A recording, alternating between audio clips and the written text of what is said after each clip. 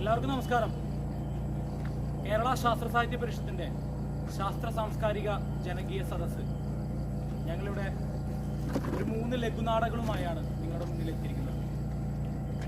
ആദ്യം ഒരു 3 മിനിറ്റിന്റെ ഒരു ചെറിയ നാടകം, അതിനുശേഷം 10 മിനിറ്റിനോടടുത്ത മറ്റൊരു നാടകം, പിന്നെ അരമണിക്കൂറിനോടകം ഉള്ള ഒരു നാടകം. അങ്ങനെ 3 നാടകങ്ങളാണ് ഇവിടെ നിങ്ങൾക്ക് മുന്നിൽ അവതരിപ്പിക്കുന്നത്. ആദ്യം ഞങ്ങൾക്കൊരു കടമ ഇവിടെ നിർവഹിക്കാനുണ്ട്.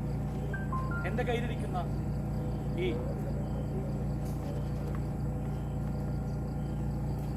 എല്ലാവർക്കും അറിയാമല്ലോ എന്ന് വിശ്വസിക്കുന്നു, ഇന്ത്യൻ ഭരണഘടനയുടെ ആമുഖം. ഞാനിത് ഉറക്കെ വായിക്കുകയാണ് നിങ്ങൾക്ക് മുന്നിൽ. നമ്മൾ ഇന്ത്യയിലെ ജനങ്ങൾ ഇന്ത്യയെ ഒരു പരമാധികാര, സ്ഥിതിസമത്വ, മതനിരപേക്ഷ, ജനാധിപത്യ റിപ്പബ്ലിക്കായി സംവിധാനം ചെയ്യുന്നതിനും ഇന്ത്യയിലെ എല്ലാ പൗരന്മാർക്കും സാമൂഹികവും സാമ്പത്തികവും രാഷ്ട്രീയവുമായ നീതി, ചിന്ത, ആശയാവിഷ്കാരം, വിശ്വാസം, മതനിഷ്ഠ, ആരാധന എന്നിവയ്ക്കുള്ള സ്വാതന്ത്ര്യം, സ്ഥാനമാനങ്ങൾ, അവസരങ്ങൾ എന്നിവയിലുള്ള സമത്വം എന്നിവ ഉറപ്പുവരുത്തുന്നതിനും വ്യക്തിയുടെ അന്തസ്സും രാഷ്ട്രത്തിന്റെ ഐക്യവും അഖണ്ഡതയും ഉറപ്പുവരുത്തുന്ന സാഹോദര്യം എല്ലാവരിലും വളർത്തുന്നതിനും ദൃഢനിശ്ചയം ചെയ്തുകൊണ്ട് നമ്മുടെ ഭരണഘടനാ സഭയിൽ വെച്ച് ഇന്ന് 1949 നവംബർ 26-ാം തീയതി ഈ ഭരണഘടനയെ അംഗീകരിക്കുകയും നിയമമാക്കുകയും നമുക്കായി തന്നെ സമർപ്പിക്കുകയും ചെയ്യുന്നു. ഈ ഭരണഘടന ഇതിൽ പറയുന്ന എല്ലാ കാര്യങ്ങൾക്കും എതിരായി നടക്കുന്ന എന്ത് കാര്യങ്ങളും ഭരണഘടനാ വിരുദ്ധം തന്നെയാണ്. ഇന്ത്യ ഒരു പരമാധികാര രാഷ്ട്രമാണ്. അതുകൊണ്ട് തന്നെ ഇതിന് വിരുദ്ധമായി നടക്കുന്ന എന്ത് കാര്യമായാലും അതിനെ ചോദ്യം ചെയ്യാനുള്ള അവകാശം ഇന്ത്യയിലെ ഓരോ പൗരന്മാർക്കും നമുക്കുണ്ട്. നമ്മൾ ചോദ്യം ചെയ്യുക തന്നെ വേണം. ഇത് വേലൂർ യൂണിറ്റിലെ ഒരു ഭാരവാഹിക്ക് വേലൂർ യൂണിറ്റിന് നൽകിക്കൊണ്ട് ഞങ്ങൾ ഞങ്ങളുടെ നാടകം ആരംഭിക്കുകയാണ്. ഒരു ഭാരവാഹി വേദിയിലേക്ക് വരണമെന്ന് അപേക്ഷിക്കുന്നു. വേലൂർ യൂണിറ്റിനെ പ്രതിനിധീകരിച്ച് ഇത് ഞങ്ങൾ വേലൂർ യൂണിറ്റിന് കൈമാറുകയാണ്. ഇതുപോലുള്ള ഈ കലണ്ടർ ആമുഖം ഇത് നമ്മുടെ എല്ലാവരുടെയും വീട്ടിൽ വേണമെന്നാണ് പരിഷത്ത് ആഗ്രഹിക്കുന്നത്. വേലൂർ യൂണിറ്റ് വഴി നിങ്ങളുടെ എല്ലാവരുടെയും വീട്ടിലേക്ക് ഇതെത്തട്ടെ. ഞങ്ങൾ നാടകം ആരംഭിക്കുകയാണ്. അറിയാലോ, സൗണ്ടിന്റെ പരിമിതിയുണ്ട്. മൈക്കില്ലാതെയാണ് അഭിനയിക്കുന്നത്. കുറേ നാളുകളായതുകൊണ്ട് എല്ലാവരുടെ ശബ്ദത്തിൽ പ്രശ്നങ്ങൾ വന്നിട്ടുണ്ട്. അതുകൊണ്ട് എല്ലാവരും അവരുടെ മൊബൈൽ ഫോൺ ഒന്ന് സൈലന്റ് ആക്കി അല്ലെങ്കിൽ സ്വിച്ച് ഓഫ് ആക്കി വെക്കണമെന്ന് അപേക്ഷിക്കുകയാണ്. നാടകത്തിനിടയിൽ പരമാവധി സംസാരിക്കാതെയും ഇരുന്ന് ഞങ്ങളോട് സഹകരിക്കണം എന്ന് അഭ്യർത്ഥിക്കുകയാണ്. നാടകം ആരംഭിക്കുന്നത്. ആദ്യം ഞങ്ങൾ കളിക്കാൻ പോകുന്നത് ഒരു 3 മിനിറ്റോളം ദൈർഘ്യമുള്ളൊരു ചെറു നാടകമാണ്. നാടകത്തിന്റെ പേര് സ്വാതന്ത്ര്യ സമരത്തിൽ നിന്നൊരു ഏട്. രചന VS ഗിരീഷ്. നാടകം ആരംഭിക്കുന്നു.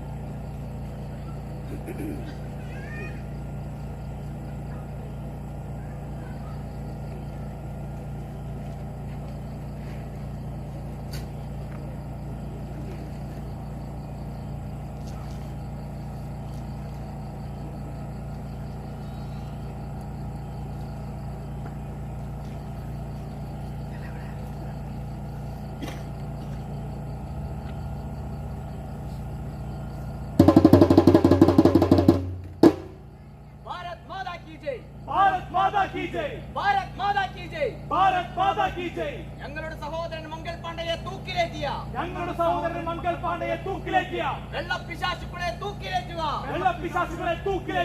ഭാരത് മാതാ കി ജയ്. ഭാരത് മാതാ കി ജയ്. ഭാരത് മാതാ കി ജയ്. ഭാരത് മാതാ കി ജയ്. ഭാരത്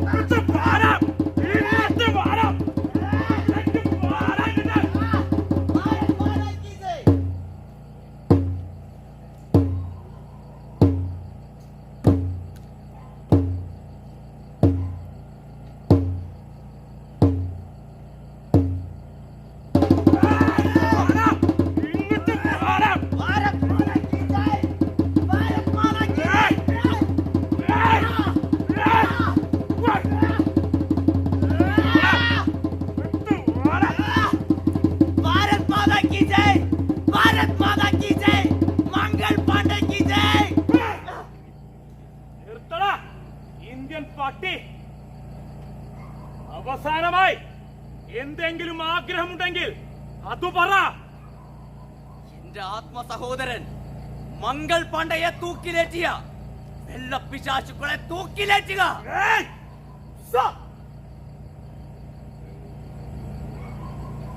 എന്താടാ നിനക്ക് മരിക്കാൻ പേടിയുണ്ടോ? നിന്റെ കണ്ണുകളിൽ നനവുണ്ടല്ലോടാ. ഇല്ല, എനിക്ക് മരിക്കാൻ പേടിയില്ല. രക്ഷപ്പെടണമെന്നുണ്ടോ മിസ്റ്റർ പേർ?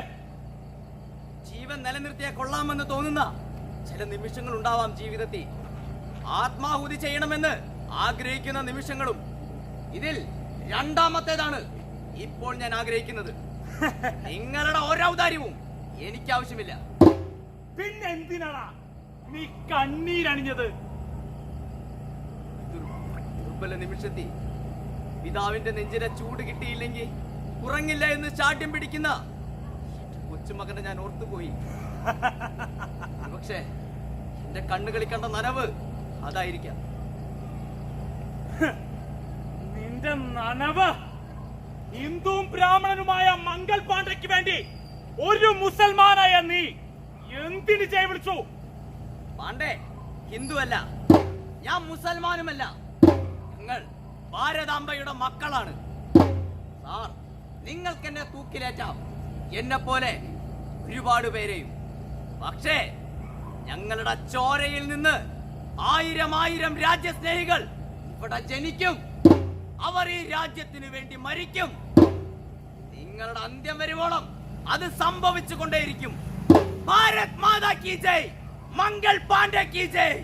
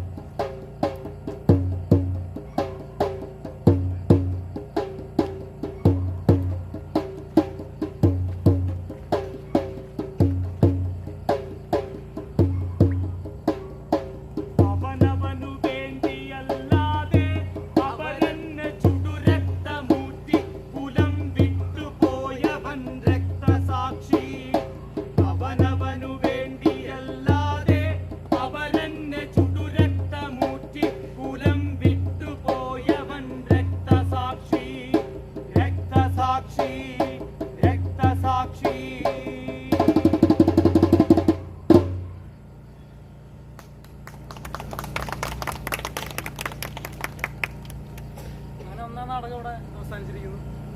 ഇനി അടുത്ത നാടകം ഒരു 7 മിനിറ്റിനടുത്ത് വരുന്ന ഒരു ചെറിയൊരു നാടകമാണ്. ശാസ്ത്രത്തിന്റെ മൂല്യങ്ങളെയും ഒരുപാട് ചർച്ച ചെയ്യുന്ന ഒരു ലഘു നാടകമാണ്. നാടകത്തിന്റെ പേര് ദീൻ തരികിടതോ.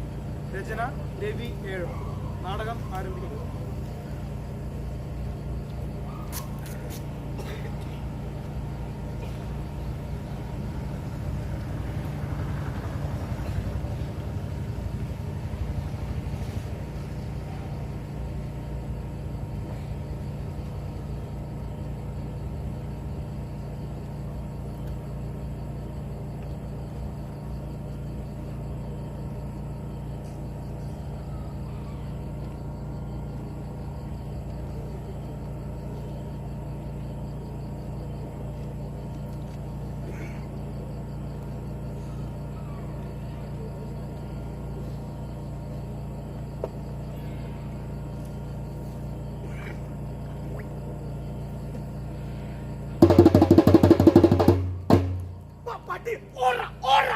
ഇതെന്ത് പട്ടിയാണിത്? ഇവന് തിന്നാൻ ബിസ്ക്കറ്റ് കൊടുത്തു കഴിഞ്ഞാൽ ഇവ എന്റെ ചെരുപ്പ് എടുത്തു കൊണ്ടു.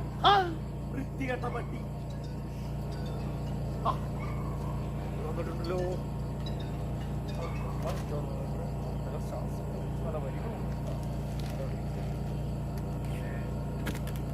മക്കളെ കഴുത്തറുത്തു കൊന്ന വിദ്യാസമ്പന്നരായ മാതാപിതാക്കളാണ്. മക്കളെ കഴുത്തറുത്തു കൊന്നതേ വിദ്യാസമ്പന്നരായ മാതാപിതാക്കളെന്ന്. എന്തിനിങ്ങനെ ഇത്ര പഠിക്കുന്ന കുട്ടികള് ഈ പിള്ളേരെ കൊല്ലാനാ? സുതാരിയാം ത്രയത്രയത്രയ. അതെ അതെ എന്റെ മോൻ ഇതൊക്കെ കുത്തി കയറ്റിയ കാലത്തന്നെ എങ്ങോട്ടാണാവോ ഇതൊക്കെ കുറഞ്ഞായിരുന്നാടാ. നാം ആശ്രമത്തിലേക്ക് ഗമിക്കുകയാണ്. പിൻവിളി വിളിക്കരുത് മകനെ. മകനാ അച്ഛനാ അച്ഛാന്ന് വിളിക്കടാ പുത്രനാ. അതിനോട് പ്രസക്തിയില്ല. നാം സർവതന്ത്ര പരിത്യാഗിയാണ്. ആശ്രമം എന്നെ വിളിക്കുന്നു. നമ്മെ കാണാതെ നമ്മുടെ ഭക്തർ പിരി കൊള്ളുകയാണ്. എരിപിരി എന്നെ കൊണ്ട് നീ ഒന്നും പറയിപ്പിക്കണ്ടേട്ടാ. നിങ്ങളതൊന്ന് കേക്കണം. ഈ കൊറോണ വന്നപ്പോ ഇവന്റെ ആശ്രമത്തിൽ ഒരു പൂച്ച കുഞ്ഞും കണക്കാട്ടായപ്പോഴേ അവിടെ നിന്ന് ഓടി രക്ഷപ്പെട്ട് വന്നവനാണ് എന്റെ ഈ മോൻ. എന്നിട്ട് ഇപ്പൊ പറയണു അവനെ ഭക്തരെ അങ്ങോട്ട് വിളിക്കണു പോലും. കഷ്ടം മോനായി പോയില്ലേ. കൊറോണയെ തളച്ചിരിക്കുന്നു. എന്റെ മക്കൾ വാക്സിൻ കണ്ടെത്തിയിരിക്കുന്നു. ദേ പിന്നെ എടാ നിന്റെ മക്കള് മരുന്ന് കണ്ടുപിടിച്ചതല്ലടാ. ശാസ്ത്രം തന്നെയാ മനുഷ്യനെ രക്ഷിക്കാൻ എന്നുണ്ടായിട്ടുള്ളൂ. അപ്പോഴാണ് ഇവന്റെ ഇമാതിരി വിവരക്കേട്. പൊള്ളയായ വാക്കുകൾ കേൾക്കാൻ എനിക്ക് സമയമില്ല മകനെ. എല്ലാം ശാന്തമാവാൻ തുടങ്ങുകയാണ്. അതെ നിന്നെ പോലുള്ള ഒരു കഴിവല്ലടാ. മനുഷ്യൻ തല പുകഞ്ഞ് ചിന്തിച്ചേ അതിന് മരുന്ന് കണ്ടെത്തി. അങ്ങനെ പറ. ഇനിയിപ്പോ എന്തും പറയാലോ. നിന്നെ പോലുള്ള ഒരു കഴിവാണെന്നും അത് വിശ്വസിക്കാനും അത് ഏറ്റുകൊണ്ട് നടക്കാനും ഒരെണ്ണം ഇവിടൊക്കെ തന്നെ ഇല്ലേടാ മോനെ. തെറ്റിപ്പോയി മകനെ. നമ്മുടെ ദിവ്യശക്തി കൊണ്ട് ഈ മഹാവ്യാധിക്ക് സിദ്ധൌഷധം കണ്ടെത്തിയിരിക്കുന്നു എന്ന് പറയൂ മകനെ. മണ്ണാങ്കട്ട. ഇവിടെ പ്രളയം വന്നപ്പോ ആരാണ് രക്ഷിക്കാൻ വന്നത്? കൊറോണ വന്നപ്പോ ആരാണ് രക്ഷിക്കാൻ വന്നത്? അതൊക്കെ പോട്ടെ. ഈ പ്രളയ സമയത്ത് നിന്റെ ആശ്രമയിലടാ മുങ്ങിയത്. അന്ന് അവിടെ ചാവാൻ നിന്നിരുന്ന നിന്നെയും നിന്റെ മണ്ടന്മാരെയും ഭക്തരെയും രക്ഷിച്ചത് ആരാടാ?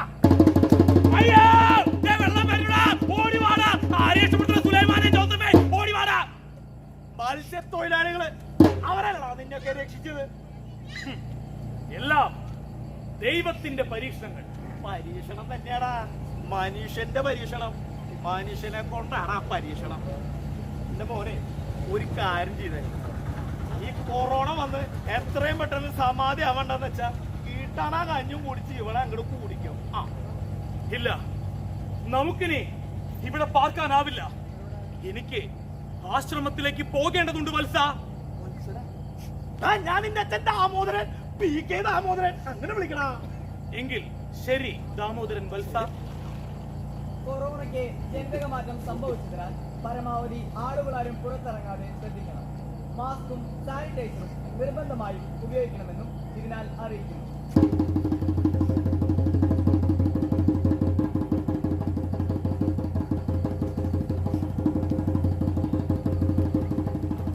കണ്ടില്ലേ, കൊറോണ എന്ന് കേട്ടുള്ളൂ എന്റെ ദിവ്യശക്തിയുള്ള മോൻ. അപ്പോഴേക്കും സാനിറ്റൈസറും മാസ്കും ഉപയോഗിക്കുന്ന കണ്ട. മോനെ നീ കുറച്ചു നേരത്തെ എങ്ങോട്ടാ പോവാണെന്ന് പറഞ്ഞൂടാ. ആശ്രമത്തിലേക്കാണെന്നും നിന്റെ ഭക്തര് നിന്നെ കാണാതെ എരിപിരി കൊള്ളുവാണെന്നും തോന്നില്ലടാ. അച്ഛന് ഞാൻ വേഗം മരിക്കണം എന്നാണോ? നീ ഇപ്പോ എന്നെ എന്താടാ വിളിച്ചത്? ശവത്തെ കുത്തല്ലേ അച്ഛാ? കൊത്തുടാ, ഞാൻ കുത്തും. അമ്മാതിരി തുള്ളലടാ നീ ഇവിടെ തുള്ളിയത്. എടാ നിന്നെ പോലുള്ളവര് പറഞ്ഞുണ്ടാക്കിയിട്ടുണ്ടല്ലോടാ. പ്രളയം ഞാൻ പ്രവചിച്ചിരുന്നു, കൊറോണ അതും ഞാൻ പ്രവചിച്ചിരുന്നു.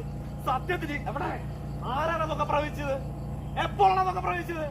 അതുപോട്ടെ, ഈ കൊറോണ വന്നപ്പോ നീ ഈ വീടിന്റെ മുകളില് 2 പാത്രം കൊണ്ട് ഇങ്ങനെ അടിച്ച് നീ എന്തൊക്കെയാണ് അവിടെ ഉണ്ടാക്കിയത്? അതുപോട്ടെ, നീ എന്റെ മകനായതുകൊണ്ട് നിന്നെ ഞാൻ പുകഴ്ത്തി പറയല്ല. നീയോ ഒരു മണ്ടൻ. നിന്നെക്കാളും വലിയ മണ്ടന്മാര് ആ റോട്ടിലൂടെ പന്തം കൊളുത്തുകൂടിയും പാത്രക്കൊട്ടയ്ക്ക് എന്ത് ജാഥയാണ് അവിടെ നടത്തിയത്? എന്തിനു വേണ്ടിയാടാ? അതും നിനക്കറിയില്ല. ഇനി ഇതിൽ പെടത്ത് വേറെ കുറെ വിഡ്ഢികളുണ്ട്. ഈ കുത്തിവയ്പ്പ് അതൊക്കെ മോശാത്ര. ആ മരമണ്ടനായ മോനെ, ഇവിടെ ഈ നാട്ടിലെ പണ്ട് മലമ്പനി, പോളിയോ, പ്ലാഗ് എന്നിങ്ങനെയുള്ള രോഗങ്ങൾ വന്നപ്പോഴേ ഇതിനെല്ലാം അതിജീവിച്ചത് ഈ കുത്തിവയ്പ്പ് കൊണ്ടാണ്. എന്തിനധികം പറയണു? ഈ നിന്നെ ഞാൻ യഥാ സമയത്ത് കുത്തിവെപ്പെടുത്തുകൊണ്ടാണടാ പുത്ര നീ ഇങ്ങനെ ഈ പൊക്കത്തിലും വണ്ണത്തിലും എന്റെ മുന്നിൽ ഇങ്ങനെ നിൽക്കുന്നത്. മനസ്സിലായടാ? ശാസ്ത്രം തന്നെയാണ് മനുഷ്യനെ രക്ഷിക്ക് എന്നുള്ളൂ. മനസ്സിലായോ നിനക്ക്? അതുകൊണ്ട് നിന്റെ ഈ വൃത്തികെട്ട വേഷവും അതില് വൃത്തികെട്ട നിന്റെ ആശയങ്ങളൊക്കെ മാറ്റിവെച്ച് മനുഷ്യനായി ഇനി നീ ജീവിച്ചു.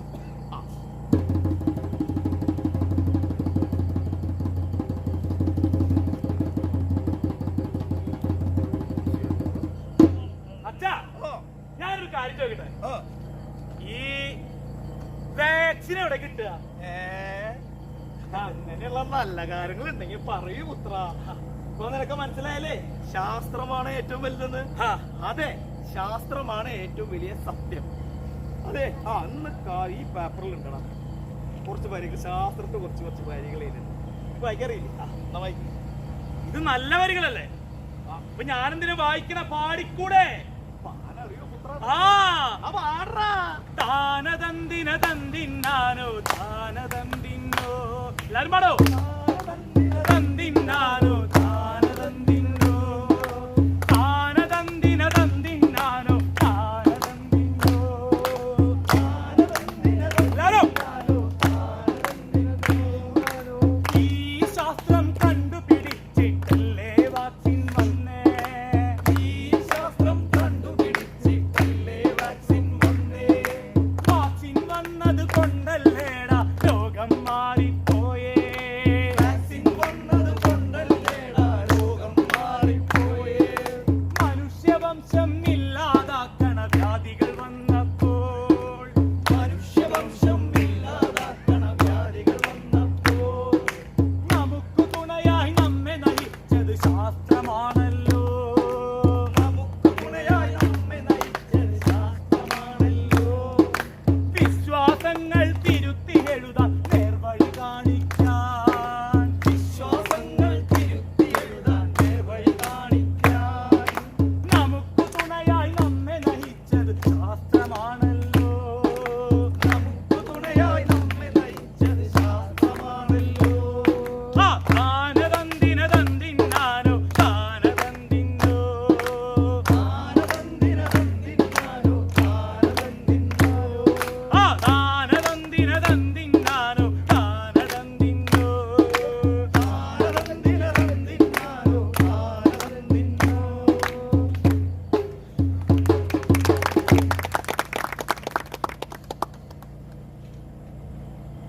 രണ്ട് നാടകം അവസാനിച്ചു.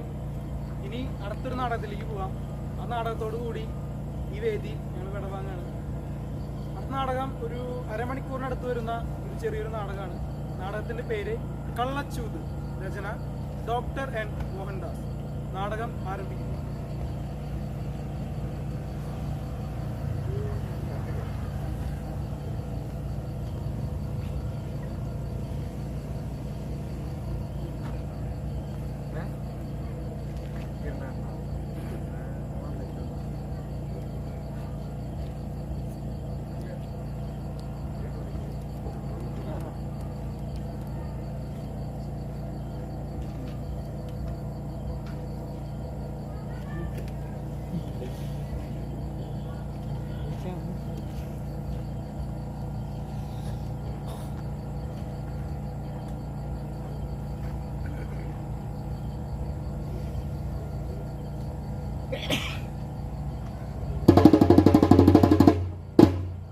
തകതകതകതകതന്തിന്നോ താനിന്നോ.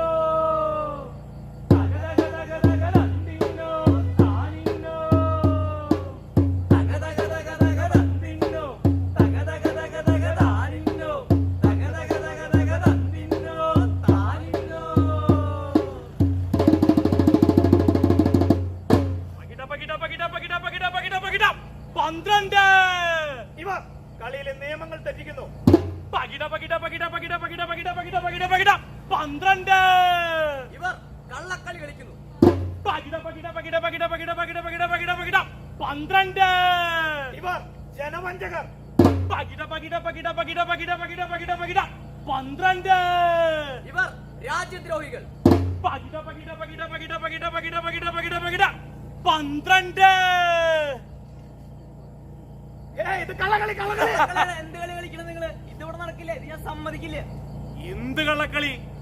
ഇത് വളരെ സത്യമായ കളി, സനാതനമായ കളി. അല്ല, ഇത് കള്ളകളി തന്നെയാ. നിങ്ങൾ ഒരു നുണയനാണ്. നിങ്ങൾ പറയണതെല്ലാം പച്ച കള്ള. ഛേ, ഞാൻ നുണ പറയാറേ ഇല്ല. നിങ്ങളെ നുണയെ പറയൂ. എങ്കിൽ ഞാൻ പറഞ്ഞ ഒരു നുണ പറയും, കേൾക്കട്ടെ. ഒന്നോ തക തക തക തക തന്തിന്നോ താനിന്നോ നിയമം വന്നേ കാർഷിക രംഗം ഇല്ലാതാക്കണ നിയമം വന്നേ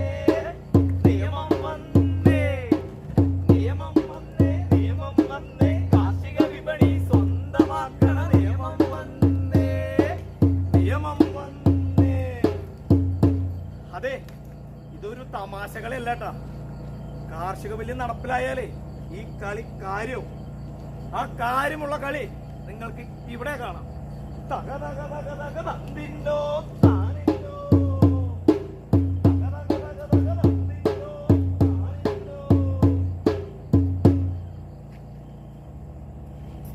തക തക തക തക തന്തിന്നോ താനിന്നോ.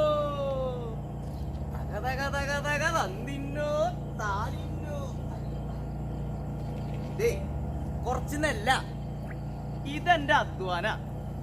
ഞാൻ ഈ കൃഷി ചെയ്യണതേ എനിക്ക് വേണ്ടി മാത്രല്ല, എല്ലാവർക്കും കൂടി വേണ്ടിട്ടാ. കൃഷി ഇറക്കാനേ വിത്തായിട്ടും വളമായിട്ടും സർക്കാരിൽ നിന്ന് നല്ല സഹായം ഉണ്ടായിരുന്നു. കിട്ടണ നെല്ലിന് മാന്യമായ വിലയും കിട്ടിയിരുന്നു. അതുകൊണ്ട് വീട്ടാവശ്യങ്ങൾക്കുള്ളതും അടുത്ത കൃഷി ഇറക്കാനൊക്കെ പറ്റിയിരുന്നേ. പക്ഷേ ഈ കാർഷിക ബില്ല് വന്നപ്പോ ഞങ്ങളാകെ വലഞ്ഞു. ഇനി മാന്യമായൊരു വില കിട്ടിയ ഇത് കൊടുക്കണം. എക്സ്ക്യൂസ് മീ സാർ, സാറാ? ഈ നെല്ല് വിൽക്കണമെന്നല്ലേ? അതെ. ഞാൻ നല്ല വില തരാം. നല്ല വില എന്നൊക്കെ പറയുന്നു. 30 രൂപ. 30 രൂപയാ? എക്സ്ക്യൂസ് മീ സാർ, 30 അല്ല, ഞാനൊരു 40 രൂപ വെച്ച് തരാം. 40 സാർ, രൂപ? 45 രൂപ ഞാൻ തരാം സാർ. 45 ഛെ, ഛെ, ഛെ, ഛെ, ഞാൻ 60 രൂപ വെച്ച് തരാം. 60? ആ. സാർ, 60, 65 രൂപ സാർ. 65 രൂപ? ഛെ, ഛെ, 65 ഒന്നുമല്ല, ഞാൻ 80 രൂപ തരാം. 80 രൂപയാ? കാർഷിക ബില്ല് വന്നപ്പോഴേ ജീവിതം വഴിമുട്ടിയെന്ന് വിചാരിച്ചതാ. ഇതിന് 80 രൂപയൊക്കെ കിട്ടും. അപ്പൊ നമുക്ക് കച്ചവടം ഉറപ്പിക്കല്ലേ? ഓ, 80 രൂപയല്ലേ ആഹാ. ഈ ഉപകാരം? ഛെ, ഇതൊക്കെ എന്ത്? നിങ്ങൾ ഈ രാജ്യത്തിന്റെ സ്വത്തല്ലേ? ജയ് കിസാൻ എന്നല്ലേ? അപ്പൊ നമുക്കൊരു 10 രൂപയ്ക്ക് ഇതങ്ങ് ഉറപ്പിക്കാം. 10 രൂപയാ? നിങ്ങളല്ലേ 80 രൂപ എന്ന് പറഞ്ഞേ? നിങ്ങൾക്ക് സ്വീകാര്യമല്ലെങ്കിൽ മറ്റെവിടെയും കൊടുക്കാം. ആ 65 രൂപ വ്യാപാരിനാണ്ട? ആ 45 രൂപ വ്യാപാരി? ആ 30 രൂപ വ്യാപാരിനും കാണാമല്ലോ. ഉൽപ്പന്നങ്ങൾ ശേഖരിക്കാൻ ഒരേ ഒരു വ്യാപാരി. ഇവിടെ മാത്രമല്ല, എല്ലായിടത്തും നിങ്ങൾക്ക് ഈ വിലയെ കിട്ടൂ. ഇതുകൊണ്ട് കഴിഞ്ഞ തവണ വാങ്ങിച്ച കടം പോലും തീർക്കാൻ പറ്റില്ല. പിന്നെ എങ്ങനെ ഞാൻ അടുത്ത കൃഷി ഇറക്കുക? നിങ്ങൾ ഈ രാജ്യത്തിന്റെ നട്ടല്ലല്ലേ? കൃഷി ഇറക്കാൻ ഞാൻ സഹായിക്കണോ? വേണ്ട വേണ്ട, നിങ്ങൾ സഹായിച്ച് ഇത് വഴിയായി. ഇനി കൃഷി ഇറക്കാൻ കൂടി സഹായിച്ച ഞാനും എന്റെ കൃഷിഭൂമിയും പിന്നെ ഉണ്ടാവില്ല.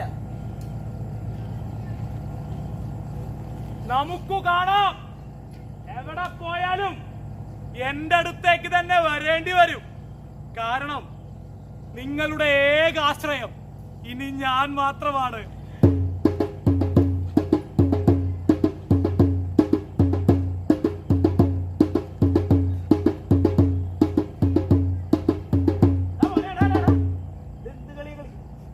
ഇത് സന്തോഷത്തിന്റെ കളിയാണ്. ഇത് പ്രാന്തിന്റെ കളി എന്ന് നാട്ടുകാർ പറയും. ഇവിടെ തന്നെ നിങ്ങൾ എന്തായി തരുന്നത്? അല്ലട മോനെ, ഞാനേ റേഷൻ വാങ്ങാൻ വേണ്ടി വന്നതാ. ഇവിടെ വന്നപ്പോ കടും കാണാനില്ലേ, ബോർഡും കാണാനില്ല. ഛെ, ഛെ, ഛെ. എന്തിനാണ് റേഷൻ ഷോപ്പ്? ഇഷ്ടം പോലെ അരി. ഞങ്ങളുടെ ബ്രാൻഡിൽ. അപ്പോ ഇത്രയും നാള് റേഷൻ കടയിൽ നിന്ന് കിട്ടിക്കൊണ്ടിരുന്ന അരി ഇനി കിട്ടില്ലെന്നാണോ? അയ്യോ, ഞങ്ങൾ പട്ടിണി കിടന്ന് മരിക്കേണ്ടി വരുമോ? ഇവിടെ ആരും പട്ടിണി കിടന്ന് മരിക്കേണ്ടി വരില്ല. നല്ല അരി ഞങ്ങളുടെ മറ്റു പല കടകളിൽ നിന്നും നിങ്ങൾക്ക് ലഭിക്കും. കിലോയ്ക്ക് വെറും 400 രൂപ മാത്രം. ഇത്രയും നാള് ഈ റേഷൻ കടയിൽ നിന്ന് കിട്ടിക്കൊണ്ടിരുന്ന അരിക്ക് ഇനി 400 രൂപയോ? എന്റെ ദൈവമേ, ഞങ്ങൾ ഇനി എങ്ങനെ ജീവിക്കുക? ഒന്നും മനസ്സിലാവുന്നില്ലല്ലോ. നിങ്ങൾക്ക് എന്തെങ്കിലും മനസ്സിലാവുന്നുണ്ടോ? ആദ്യം ഇതൊരു ന്യായവില ഷോപ്പായിരുന്നു, പിന്നെ അതൊരു പൊതുവിതരണ കേന്ദ്രമായി, ഇപ്പൊ അതും ഇല്ലാണ്ടായോ? സമത്വ സുന്ദരമായ ഒരു ഭാരതം, അതാണ് ഞങ്ങളുടെ സ്വപ്നം. ഒരു ഇന്ത്യ, ഒരു മതം, ഒരു ഭാഷ, ഒരേ ജീവിത രീതി. ഞങ്ങൾ അതുണ്ടാക്കാനുള്ള ബദ്ധപ്പാടിലാണ്. അതല്ലേ നല്ലത്? നല്ലത്. നിങ്ങൾ ഈ നാട് മുടിക്കും. നമുക്ക് കാണാം. എവിടെ പോയാലും എന്റെ അടുത്തേക്ക് തന്നെ വരേണ്ടി വരും. കാരണം നിങ്ങളുടെ ഏകാശ്രയം ഇനി ഞാൻ മാത്രമാണ്. നിയമം വന്നേ, നിയമം വന്നേ, തകർത്തേ സംവരണത്തിന് നിയമം വന്നേ, നിയമം വന്നേ, FCA ഇല്ലാതാക്കണ നിയമം വന്നേ, നിയമം വന്നേ, റേഷൻ കടകൾ ഇല്ലാതാക്കണ നിയമം വന്നേ, നിയമം വന്നേ. കാർത്തു, എന്റെ കാർത്തു ചക്കരെ, വെറുതെ എവിടെ പോയി കളിക്കാണ്? ഒന്നും കണ്ടു പാടി. നിങ്ങൾ എന്താ മനുഷ്യ കിടന്ന് കാണുന്നത്? നീ ഇത് കണ്ട? അതല്ലടി, നിനക്ക് ഞാനൊരു സാധനം കൊണ്ടുവന്നിട്ടുണ്ട്. അതെന്താണെന്ന് പറയാമോ? നിങ്ങൾ ഇന്ന് മുതൽ തുണി അലക്കില്ലാന്ന് തീരുമാനിച്ചു. വാഷിംഗ് മെഷീൻ അല്ലേ? ആവുന്നല്ലടി. അതല്ലേ, എന്നാ ഫ്രിഡ്ജ് ആയിരിക്കും. പാലാരി വെട്ടത്തെയാണോ? ഫ്രിഡ്ജ് അല്ലടി. പശുൻകുട്ടിയല്ലേ? അല്ലടി പോത്തെ. ആരുടെ മനുഷ്യ പാട്ട സൈക്കിള്? ഈ നമ്മുടെ ബൈക്ക് ഉണ്ടായിരുന്നില്ലേ, അത് ഞാൻ കൊണ്ട് വിറ്റു. എന്നിട്ട് വാങ്ങിച്ചതാണ് ഈ പുത്തൻ സൈക്കിൾ. എന്റെ ദൈവമേ, രാവിലെ ബൈക്കായിട്ട് പോയ മനുഷ്യനെ വൈകുന്നേരം എന്താ സൈക്കിളായിട്ട് വരുന്നു? നിങ്ങൾക്ക് എന്താ മനുഷ്യ ഭ്രാന്താണോ? ഭ്രാന്തിരിക്കല്ല, ആ പെട്രോളിനടി അത് ഇങ്ങനെ ദിവസം വില കയറിക്കൊണ്ടിരിക്കല്ലേ. സെഞ്ചുറി അടിക്കാറായി. ഇനി ഡബിൾ സെഞ്ചുറി, മറ്റന്നാ ട്രിപ്പിൾ സെഞ്ചുറി, അങ്ങനെ അങ്ങനെ. എന്റെ അമ്മേ, ആദ്യം ഞാൻ പണി കഴിഞ്ഞ് വരുമ്പോഴേ 50 രൂപയ്ക്ക് നമ്മുടെ ബൈക്കിൽ പെട്രോൾ അടിക്കും, 150 രൂപയ്ക്ക് ചേട്ടനടിക്കും. അങ്ങനെ നോക്കുമ്പോ ഞങ്ങൾ രണ്ടുപേരും ഹാപ്പിയാണേ. പക്ഷേ ഇപ്പൊ 150 രൂപയ്ക്ക് വണ്ടിക്ക് പെട്രോൾ അടിച്ചിട്ട് ബാക്കി എന്തേലും ഉണ്ടാ ഞാൻ അടിച്ചാലായി. അങ്ങനെ നോക്കുമ്പോ ഞങ്ങൾ രണ്ടുപേരും ഹാപ്പി അല്ലേടി. പക്ഷേ ഇവനാവുമ്പോ പ്രശ്നമില്ല. എന്ത്? ഞാൻ മാത്രം അടിച്ചാ പോരെ? അയ്യോ, എനിക്ക് ഞങ്ങൾ രണ്ടുപേരും ഹാപ്പി. ചേട്ടനെ ബുദ്ധിയെന്നറിയോ? ചെറുപ്പം മുതലേ അങ്ങനെയാ.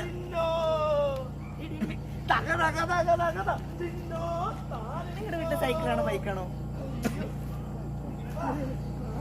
ഇപ്പോഴാണ് ഒരു ആശ്വാസമായത്. ഇനി ഒരു കുളി, പിന്നെ ഒരു ഉറക്കം. വെള്ളത്തിലൊക്കെ വരൂ. അതെ, ഇങ്ങോട്ട് വന്നേ. എന്താണ്? ഇങ്ങോട്ട് വാ.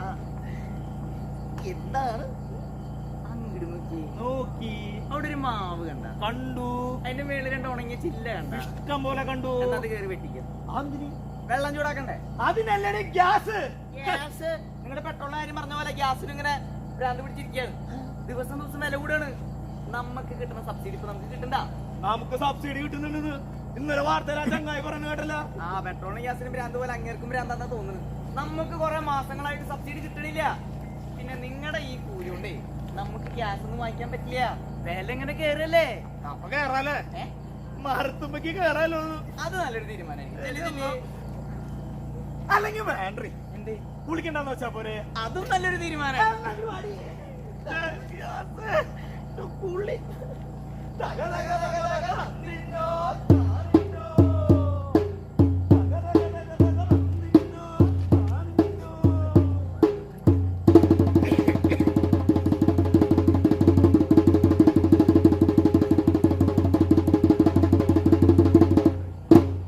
ഇതിനെപ്പറ്റി എന്താണ് നിങ്ങൾക്ക് പറയാനുള്ളത്? ഈ വിലക്കയറ്റത്തെ പറ്റി. അതായത് ടോട്ടലായിട്ടൊരു വർധന ഉണ്ടാവുന്നില്ലല്ലോ. പെട്രോളിന്റെ വില കുറഞ്ഞിരിക്കുകയാണ്. ഇതൊരു ലേശല്ലേ കൂട്ടിയിട്ടുള്ളൂ, അത്രയല്ലേ ഉള്ളൂ. അന്താരാഷ്ട്ര വിപണിയിൽ കുറയുമ്പോ ആ കുറഞ്ഞതിന്റെ ഒരു അംശമല്ലേ കൂട്ടുന്നുള്ളൂ, അല്ലാതെ അന്താരാഷ്ട്ര വിപണിയിൽ കുറയുന്നതിന്റെ അത്ര തന്നെ കൂട്ടുന്നില്ലല്ലോ. പിന്നെ ഇതാരുടെയും വീട്ടിലേക്കല്ലല്ലോ കൊണ്ടുപോകുന്നത്, ഈ നാടിന്റെ വികസനത്തിനല്ലേ. വികസനത്തിന്റെ പേരും പറഞ്ഞ് നിങ്ങൾ ഈ നാട്ടിലെ എല്ലാം വിറ്റ് തുളച്ചില്ലേ? വിമാനത്താവളം, railway, BSNL, BPCL, LIC, HPCL, അങ്ങനെ എല്ലാം നിങ്ങൾ വിറ്റ് തൊലച്ചില്ലേ? ഞാനൊന്ന് വിളിച്ച പട്ടാളവും പോലീസും ഇവിടെ എത്തും. എതിർക്കുന്നവർ പിന്നെ ഉണ്ടാവില്ല. എല്ലാം എന്റെ ഈ കൈപ്പിടിയിലാണ്. എന്തു വേണമെന്ന് ഞങ്ങൾ തീരുമാനിക്കും. ഇത് ഞങ്ങളുടെ ഭാരതം, കോർപ്പറേറ്റ് ഭാരതം. അല്ല, ഇതൊക്കെ ചോദിക്കാൻ നിങ്ങളാരാ? പേരുകൾ പറ. ഏതു നാട്ടുകാർ? ഊരും പേരും എന്തിനറിയണം? ഞങ്ങൾ ഇന്ത്യക്കാർ, ഈ മണ്ണിൽ ജനിച്ചു വളർന്നവർ. ഞങ്ങളുടെ പേരുകൾ ചോദിച്ചത് ഞങ്ങളേത് മതക്കാരാണെന്ന് അറിയാനാണെന്നും ഊര് ചോദിച്ചത് ഞങ്ങളേത് നാട്ടുകാരാണെന്ന് മനസ്സിലാക്കാനാണെന്നും ഞങ്ങൾക്ക് മനസ്സിലായി. പകിട പകിട പകിട പകിട പകിട പകിട പകിട 12. നീ കബീർ, ജോസഫ്, പൗലോസ്, അതുമല്ലെങ്കിൽ മുഹമ്മദ്, അതുമല്ലെങ്കിൽ അമീർ, ഇതൊന്നുമല്ലെങ്കിൽ നശിച്ച പാർട്ടിക്കാരൻ അല്ലേ? സത്യം പറ. ഞങ്ങൾ പറഞ്ഞില്ലേ, ഞങ്ങൾ ഇന്ത്യക്കാർ. അല്ല, നീ അവൻ തന്നെ. അക്രമകാരികൾ. നിങ്ങൾക്ക് വേറെ മതം, വേറെ ഭാഷ, വേറെ ദൈവം. നിങ്ങളെ എങ്ങനെ പുറത്താക്കേണ്ടെന്ന് ഞങ്ങൾക്കറിയാം. അതെ, അത് നിങ്ങൾക്ക് നന്നായി അറിയാം. അതുകൊണ്ടല്ലേ നിങ്ങൾ ചരിത്ര വസ്തുതകളെ മാറ്റി എഴുതാൻ നോക്കുന്നത്. അതിനാണല്ലോ നിങ്ങൾ പാഠപുസ്തകം, നിങ്ങൾ പൗരത്വ നിയമം കൊണ്ടുവന്നത്. അതുകൊണ്ടാണല്ലോ നിങ്ങൾ തപോൽക്കരെയും കൽബുർഗിയെയും പൻസാരിയെയും ഗൗരി ലങ്കേഷിനെ ഒക്കെ കൊന്നു തള്ളിയത്. ഞങ്ങൾ ദേശസ്നേഹികൾ. ഈ പിതൃഭൂമിയുടെ മാനം കാക്കാൻ രക്തമൊഴുക്കാൻ വരെ തയ്യാറുള്ളവർ. ദേശസ്നേഹി, നിങ്ങൾ വേറെ എന്തും പറഞ്ഞോ, ദേശസ്നേഹി എന്ന് മാത്രം പറയരുത്. എന്നിട്ട് എന്തേ സ്വാതന്ത്ര്യ സമരത്തിന്റെ 7 അയലത്ത് പോലും നിങ്ങളെ ആരും കാണാതിരുന്നത്? നിങ്ങൾ ചിരിപ്പിക്കല്ലേ? സ്വാതന്ത്ര്യ സമരത്തില് ഇവരോ? ആ കഥ നിനക്കറിയില്ലേ? ഇല്ല, അങ്ങോട്ട് വാ. ഇല്ലെങ്കിൽ ഞാൻ പറഞ്ഞുതരാം ഒരു വീരന്റെ കഥ. തക തക തക തക നിന്നോ താനിന്നോ, തക തക തക തക നിന്നോ താനിന്നോ. ഈ കഥ നടക്കുന്നത് കുറെ മുൻപാണ് കേട്ടോ, കുറ്റം പറയരുതല്ലോ. നമ്മുടെ ഈ വീരൻ അങ്ങ് ഇംഗ്ലണ്ടിലായിരിക്കണ കാലത്ത് ബ്രിട്ടീഷ് വിരുദ്ധനായിരുന്നു.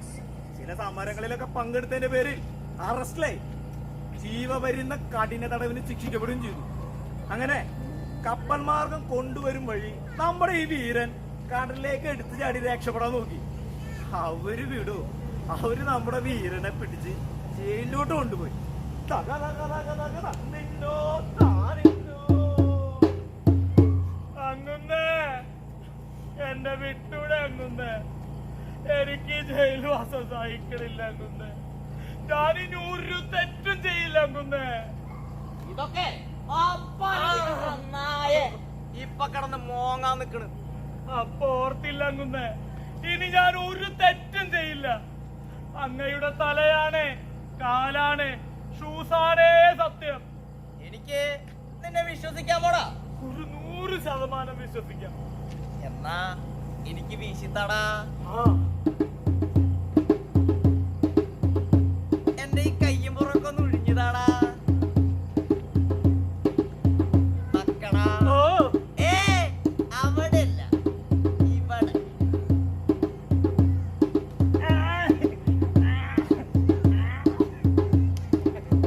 പോരെ അങ്ങുന്നേ? പോരാ, എഴുതടാ. മാപ്പെഴുതടാ. ഓ, എടാ.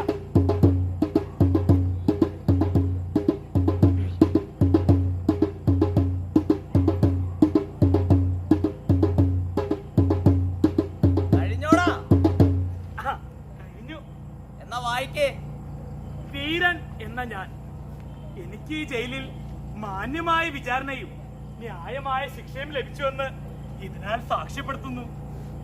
കഴിഞ്ഞ കാലങ്ങളിൽ ഞാൻ ഏർപ്പെട്ടിരുന്ന ബ്രിട്ടീഷ് വിരുദ്ധ പ്രവൃത്തികളെ ഞാൻ തീവ്രമായി വെറുക്കുന്നുവെന്നും വരും കാലങ്ങളിൽ നിയമാനുസരണം നല്ല പുള്ളിയായി ജീവിച്ചു കൊള്ളാമെന്നും എന്നെ അനുവദിക്കുന്ന പക്ഷം ബ്രിട്ടീഷ് പരിഷ്കാരങ്ങളെ എന്നാലാവും വിധം നടപ്പാക്കാൻ ശ്രമിക്കുമെന്നും ഇതിനാൽ ഞാൻ അറിയിച്ചു കൊള്ളുന്നു എന്ന് വിനീത വിധേയൻ വീരൻ ഒപ്പ്. പോരെ അങ്ങുന്നേ? ഇങ്ങോട്ട് വാടാ.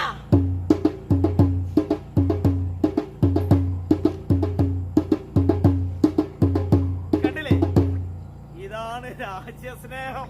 എന്തൊക്കെ പറഞ്ഞാലും ഈർവാണത്തിന് ഒരു കുറവുമില്ല.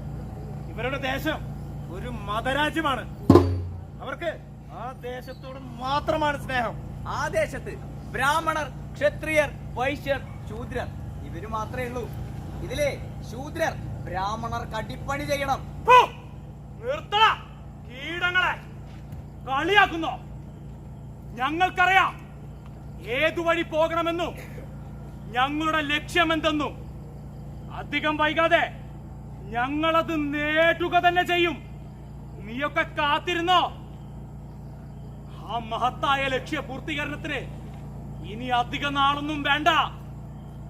അത് എണ്ണി തീർക്കാൻ നിന്റെ കയ്യിലെ വിരലുകൾ മുഴുവൻ വേണ്ടി വരില്ല. അറിയാം, എല്ലാം നിങ്ങൾ നിങ്ങൾക്ക് അനുകൂലമാക്കി മാറ്റുന്നുണ്ടെന്ന് നന്നായി അറിയാം. ഇന്ത്യയെ വീണ്ടും പിളർക്കുവാൻ കാത്തിരിക്കുകയാണിവ. അതിനൊരു ആയുധം മാത്രമാണ് അവർക്ക് ഈ മതം. മതനിരപേക്ഷത തകർന്നാൽ പിന്നെ ഇന്ത്യയില്ല.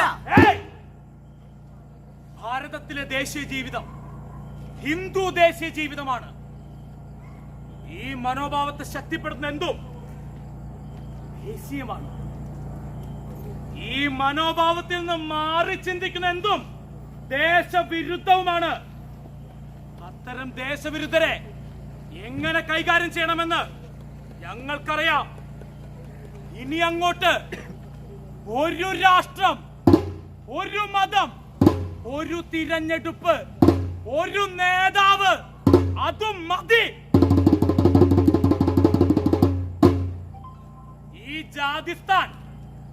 ഈ ജാതിസ്ഥാൻ അതാരുടേതെന്ന് ഇനി പറയേണ്ടതില്ലല്ലോ.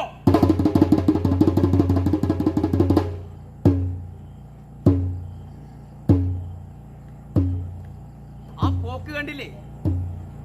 ആ വാക്കുകളിൽ വരാനിരിക്കുന്ന വലിയ ദുരന്തത്തിന്റെ കൊള്ളിയാൻ മിന്നൽ, കണ്ണുകളിൽ ദുശകുനത്തിന്റെ കൊള്ളിയാൻ മിന്നൽ, കാൽച്ചൂട്ടിലെ ഭൂമി നിരങ്ങി നീങ്ങുന്നത് പോലെ, ഭീമൻ തിരമാലകൾ ആർത്തലച്ചു വരുന്നത് പോലെ.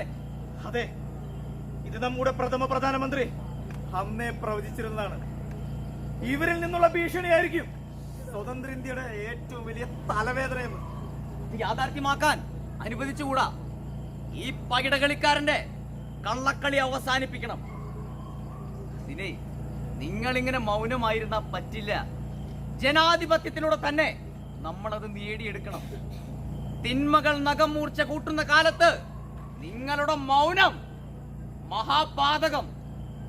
ഇന്ത്യ ഒരു പരമാധികാര, സ്ഥിതിസമത്വ, മതനിരപേക്ഷ, ജനാധിപത്യ റിപ്പബ്ലിക്കായി തന്നെ നിലനിൽക്കണം. അതെ, ഇന്ത്യ ഒരു പരമാധികാര, സ്ഥിതിസമത്വ, മതനിരപേക്ഷ, ജനാധിപത്യ റിപ്പബ്ലിക്കായി തന്നെ നിലനിൽക്കണം. കേരള ശാസ്ത്ര സാഹിത്യ പരിഷത്ത് എന്നും ജനങ്ങൾക്കൊപ്പം.